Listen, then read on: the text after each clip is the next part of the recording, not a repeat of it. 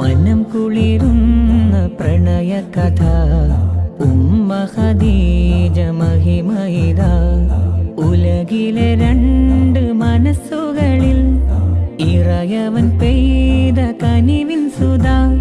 പ്രിയ നബിയോരെ ജീവനിതാ, മഹദി ഖദീജ കഥ പറയാ. മനം കുളിരുന്ന